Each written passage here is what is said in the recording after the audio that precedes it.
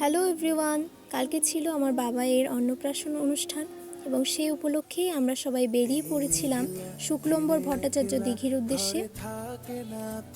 সবাই আড্ডা দিতে দিতেই পৌঁছে গেলাম দিঘিতে এবং এটাই হচ্ছে সেই দিঘি। সেখানে পৌঁছেই দেখলাম অনেক মানুষের সমাগম, যেহেতু কালকে অন্নপ্রাশনের ডেট ছিল তাই সবাই এসেছিল মুখে ভাত অনুষ্ঠান উপলক্ষে। মারা টিকিট কাউন্টার থেকে টিকিট সংগ্রহ করছিল, ততক্ষণে দিদি বাবাইকে নিয়ে প্রদক্ষিণ করা শুরু করে দিয়েছে এবং এটাই হচ্ছে সেই মূল মন্দির যেখানে মানুষ পুজো অর্চনা পুজো দেয়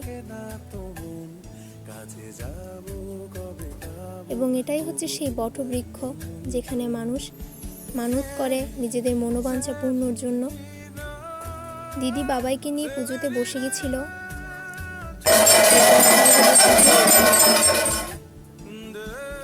বাবাই মুখে ভাত অনুষ্ঠান শুরু হলো।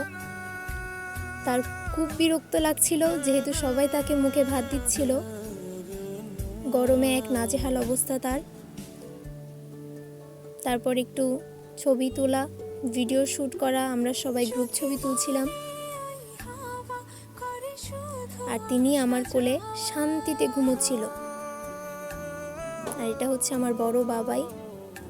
তারপর একটু ভিডিও শ্যুট করে নিলাম, তারপর আবার বাড়ির উদ্দেশ্যে রওনা দিলাম। তো আজকের জন্য আমার ভিডিও এতটুকুনি। ধন্যবাদ।